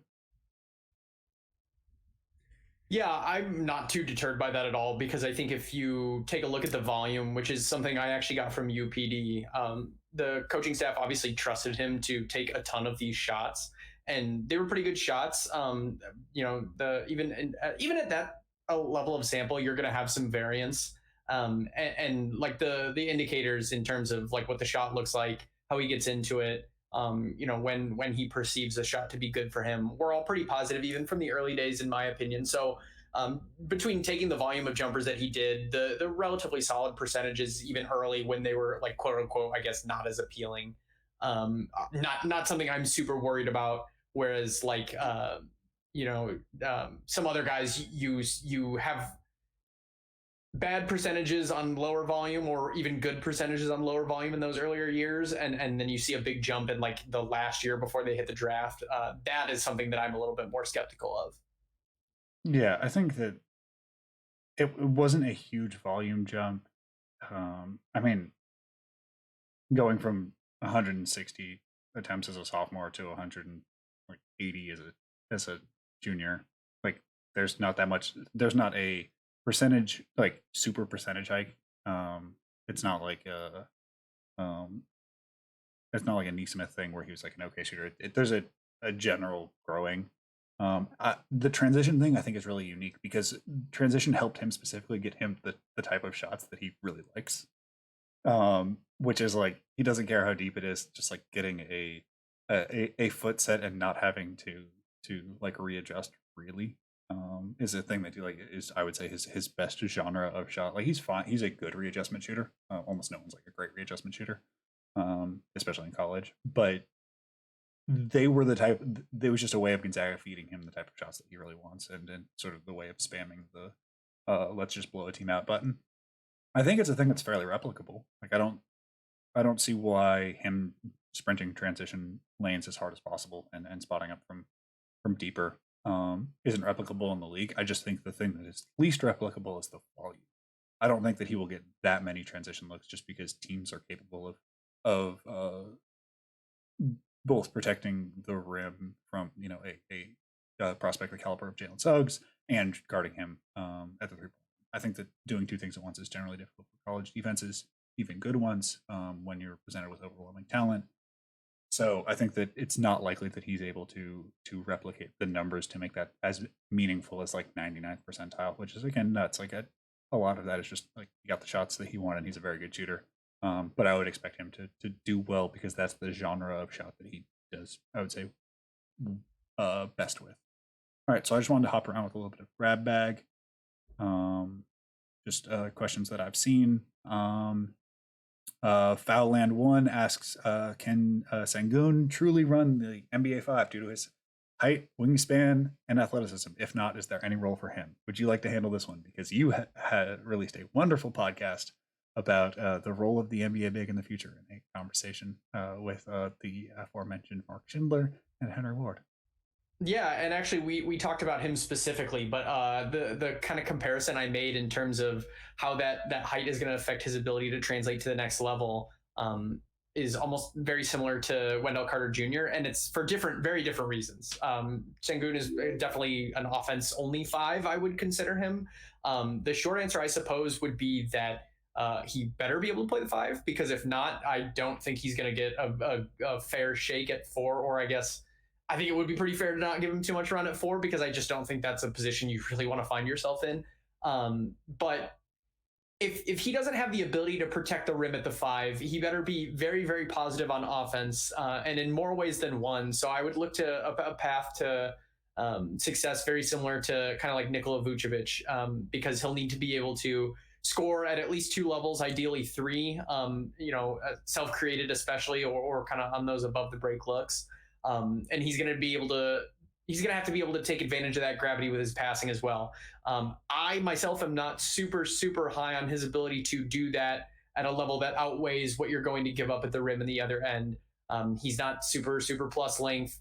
He's not very undersized, I guess, since 6'9" centers are definitely not uncommon nowadays, but even 6'9" centers who have a good sense of where to be on the defensive end and in drop coverages struggle in terms of contesting, because you give up so much space that even with a high level understanding of the rules of verticality, you're playing from behind. So not generally something that I feel very positive about myself.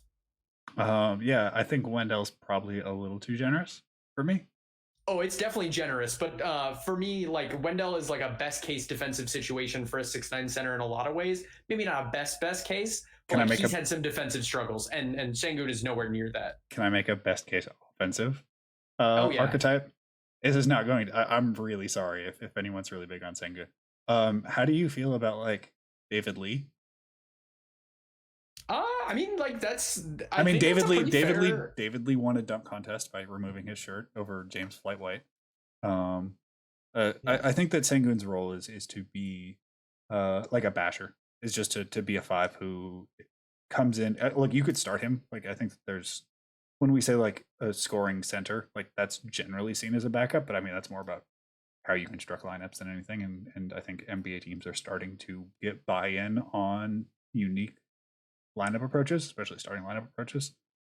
I think with Sengun, I struggle to build a lineup that makes like a ton of sense in the playoffs with him as a 5 playing large minutes. Like, it's not Cantor bad on defense, but like if we're talking about the universe of like Bulls, Lauri Markkanen, David Lee, or like Turbo Cantor, like that's an archetype that is going to require a lot of deep thought about how you're building around him. And I think that the more you have to think about a prospect in theory, the more you kind of bump them down, because the likelihood is that you're not going to be able to build an optimal or near optimal developmental situation for them to continue winning.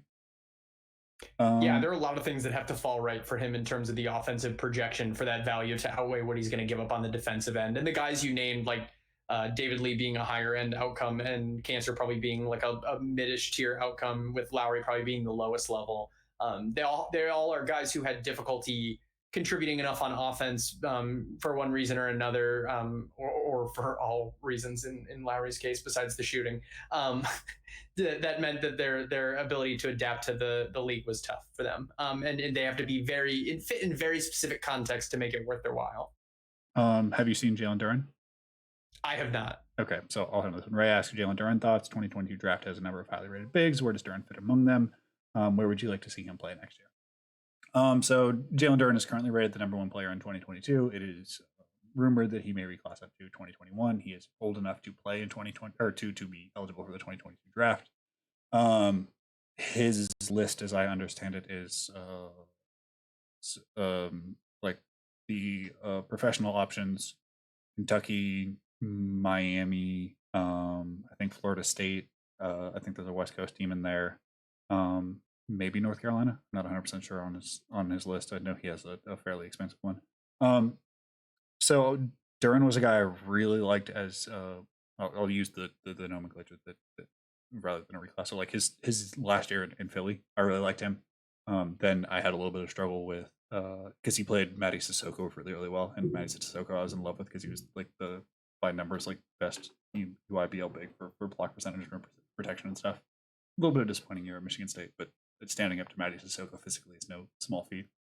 And then his junior year at his first year at Montverde, Duren just really committed to changing his body, became a much better passer, locked in defensively. With him, it's going to depend. Like I think that the comparison is made to like Dwight Howard. I think that he's not the same caliber of otherworldly athlete, but I think that there's much more ball skills. He makes they run offense through him at Montverde. And if he is to move up into 2022, I think that he certainly has a case for one of the one or two big spots. I think that where he's most harmed is that that class is going to be dire for point guards, and that it's going to be a class that non-guards are going to have to fight tooth and nail because it's so big and wing heavy. But I'm a big Jalen Duren fan. In terms of his growth trajectory has been really, really sharp. I don't think I have a preference on where I'd like to see him. I think that basically everywhere is cool. I mean, Kentucky would be difficult with spacing, but it also might force him to shoot. And Cal has talked about how he would like to get more modern. We'll see. Henry, is this you asking me to talk about the development arc? Okay, cool, thank you. But I think that's he's had a good developmental, a really positive developmental arc towards a modern sense. In terms of I've been talking about a year for the fact that every person above 6'9" has looked at Jokic and been like, yeah, I want some of these plays. Let me run the DHO keepers and these inverted pick and rolls. Let's have some fun. And Duren has developed in the sense of a playmaking responsibility. Let's see, what's the next one we got? I think I got time for one or two more. You good with that? Yeah, that sounds great. Evan, I'm sorry that I've made Samson insufferable for fixing his jumper. My fault. Nikki Fax asks, what traits do you look for in guys who don't take a ton of movement shots when trying to project them as movement shooters going forward? That's a fantastic question. Would you like to handle this one first? Sure, I got a couple things I would look for. Interestingly enough, I think one of the things that I look first at is how they handle screens and navigate those screens on the defensive end, like getting skinny, getting low when necessary, leveraging strength when they need to, because I think that defensive screen navigation can translate a little bit to how they handle and run off of screens on the offensive end. So that's the big one for me. Interested to hear kind of what you think about it. I think the thing that I look for most is their processing of shakes and movement. So do they get to movement jumpers? I think a lot of guys who are more catch and shoot focused struggle to be really dynamic with shakes, and hunting shakes. So the ball moves and sometimes they'll they'll move a step in each direction. But guys who are even bad movement shooters who move a ton, you can tell they're thinking about getting to the shot and hunting out angles, and that makes life a lot easier because the earlier they arrive to the movement jumper, the more they shake and get there on time. So more it's like a catch and shoot. I think their footwork style is important. I think their balance is really important. Often the reason why guys are struggle with movement shooting versus catch and shoot is they have like really poor balance. I think that something we could talk about with like younger Moses Moody, where like he'd just fall over a lot. Because he just didn't have the balance, and it made taking, like some of the more extreme movement jumpers really difficult for him. And that as he's gotten more core stability and just generally improved his sense of balance, like that stabilized. Those are the general things I look for, and the things that like you don't necessarily like you can see on tape where it's like, is he moving? Is he hunting these shots? Is he able to even arrive to these movement shots? And then just balance and footwork patterns. Is Kispert DISM League asks is Kispert the best shooter in the draft for you? Is it a yes or no? Yes, I think he is. Yeah, catch and shoot for me, he is. Francis notes that Kispert made changes to his shooting process, working with drumroll please, Joe Harris, courtesy of absolute superstar Jackson Frank in The Athletic. Joe Harris featured in this work. Have you watched Didi at all this year in the NBL? No, I have not. Okay, so the question is, Didi thoughts coming back in the NBL. I thought Didi looked good. I didn't realize the numbers were this bad though. The shooting splits for Didi are 49-20 or 49-30-62. Oh no, I'm sorry. I did cumulative. The ones for this year are 35-26-57. Yeah, he's also not getting fouled a ton, but like it's Australia where it's pretty hard to hunt a foul. I liked the processing. He scored less. The shooting numbers were broadly worse. And I thought that like his processing looked good. I'm curious to see what summer league looks like for him. I just want to see him shoot a ton of jumpers. Mailman Muck asks any thoughts on Jay Scrub and JUCO guys in general with regards to the draft. The JUCO pathway hasn't been particularly popular since there's been a number of changes to just like letting more guys into college. Before it was really difficult to like get the like it was a lot more difficult to get guys through the system. And so you have dudes that just like Scottie Pippen who playing these lower levels than what their talent would suggest. I think that like I like Jay. I thought that he really I thought that his field level was really low, and I wanted to see him get as many reps as possible to fix that. Going to Kansas is good for being an instrument in the system, but I wanted to see him make a ton of reads. So going to a place where he has to make a ton of decisions, to me, is a thing that accelerates feel, especially if it's on ball. And in general, the thing with JUCO guys is they're always the toughest people in the entire world because JUCO is not for everybody. I love me a hard-headed JUCO guy. Shout out to the Marquette system. For when they used to just rock with JUCO guys through and through. Let's see if we got one or two more. We can get out of here. Question for Evan: is Corey Kispert a Scott guy? Scott, I regret to inform you that no, Corey Kispert is probably not a Scott guy. If you're looking for a Scott guy in a somewhat similar archetypal role, I know you think I think you've already covered him in terms of your scouting so far, but I would say Franz Wagner has a little bit better chance to be a Scott guy, and that's the Ev endorsement. Okay, we have a wonderful question to finish on.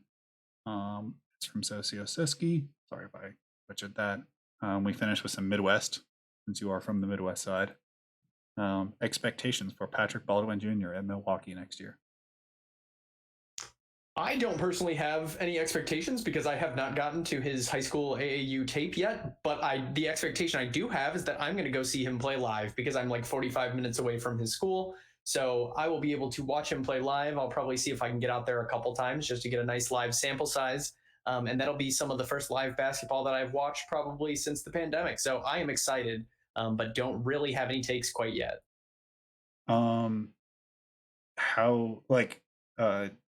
Are any idea for how many games you're gonna try to go to? Like, do you have the schedule and have already made? I have not pulled the schedule up. The trip is super easy for me, so I was thinking maybe seeing if I could get to like 3 games, but if I can only get to 1, like that's cool too. Okay, there's nothing wrong with trying to get to as many games as possible. I was pulling up Steph Curry's junior and or sophomore and junior year. No, give me. Yeah, I want to see what Steph Curry took in terms of threes per 100 possessions. Because I would like. Okay, Trae Young was 15, and junior Steph was 17. So like 15 threes per 100. That would be my expectation. I would like him to shoot almost every time he touches the ball. He's a guy who, like, we talk about loving like both the Tatum sidestep and the like catch and shoot, or the catch and shoot sidestep. Yeah. 12 threes at least per 36. Get a true shooting, like above 80 probably. It's going to be tremendous. I don't know how many games he's going to play. That's a thing. I think we're going to have years that are shortened, just how the pandemic works, how wanting to minimize like exposure just to free basketball, and managing both stock and opinion. So I would say like 20 games, 12 threes a game, true shooting. Oh, let's be reasonable, above 65. Those are my expectations. So with that, I wanted to say thank you to everybody who stuck through. We went a little bit long this time. Thank you to my guest, Evin Zaucha, aka Easy Hoops. I want to give you the floor to plug what you can. Yeah, sure. So probably the biggest first and foremost, I do what is generally a weekly podcast called Sense and Scalability with Scott Levine and Cody Hodek on the Premium Hoops Network. We talk about a lot of kind of philosophical considerations around basketball, especially strategically lately with the playoffs. We're doing a little bit more infrequent recording now with the playoffs so that we can kind of keep an eye on all the series as much and in the kind of depth that we like to do. So the episodes are a little bit more infrequent, but you're getting a little bit more bang for your buck when they are coming out. And we've got a lot of fun stuff planned for the summer. When I do have time to write, which I will admit I am not always the most diligent writer sometimes, I write at premiumhoops.org, of course. The feel piece that we mentioned earlier in the pod, I have on my own blog, easyhoops.co. Got some fun stuff in the works, probably on both platforms going forward. So more than anything, I'm just really glad that you had me on, PD. This was a ton of fun. So thank you so much. And what you've been doing with the Let's Watch Film series so far has been like nothing short of elite basketball content. And I know it's kind of furthered the discourse of how we look at the game and how we watch the game too. So thank you for doing this, and thank you for inviting me on to be a part of it. Well, if I can plug my own appearance on Sense and Scalability, I think I can say this since we're down to only a couple of people, and this isn't certainly never to bite me. I think that was my best performance on a podcast ever. I feel like we really cover a lot of ground, and I can't recommend. That's the only time I think I've ever walked from a podcast and been like, yeah, I like the picture of, or the meme of Kyrie and Braun where they both have like 45 or whatever. That I definitely felt like that walking out of that podcast. Can't recommend that enough, and they're doing wonderful things at premiumhoops.org. I would like to plug the YouTube. If you can just like and subscribe, that covers a lot of ground. I'm simply not responding to Evan's response right now. I'm going to have this Kuminga thing out, and then I swore I'd have it done last week. I hit a wall with it, and it's mostly done. I think I'm like 1,000 words short. I'm pretty happy with it, and talk about the other side of the coin of the forward is sin eater. I think I might have an announcement in a couple of days or weeks to for some of these ideas. I'm really happy to some things that have been building behind the scenes. If you guys can subscribe to the Patreon, I always appreciate it. Doing basketball full time is something I never honestly expected, and I'm able to put these on because I can afford the software, the subscriptions, the time, the time. I can't emphasize the time enough. Like I'm capable of spending a day, editing pull-up jumper mechanics because of people like you guys who do donate and do watch and do support me. It's honestly a dream life to listen to beats to study to for 6 hours while editing this video together. So I just want to say thank you guys so much. Thank you for being in the chat. Thank you for the people watching this on VOD. I want to say thank you guys so much. I basically never feel better than finishing one of these streams because there's nothing better than talking basketball with a community of people who really truly care and want to discuss it in a way that lifts everybody up. So I just want to say thank you again so much. Thank you to Scoutbot, put in a lot of good shifts. I give one last pull on Scoutbot, see what my game looks like today, and just want to say thank you guys. Scoutbot says you are going to be a great coach one day. Those who cannot do, teach. Thank you, Scoutbot. Have a wonderful night, you guys.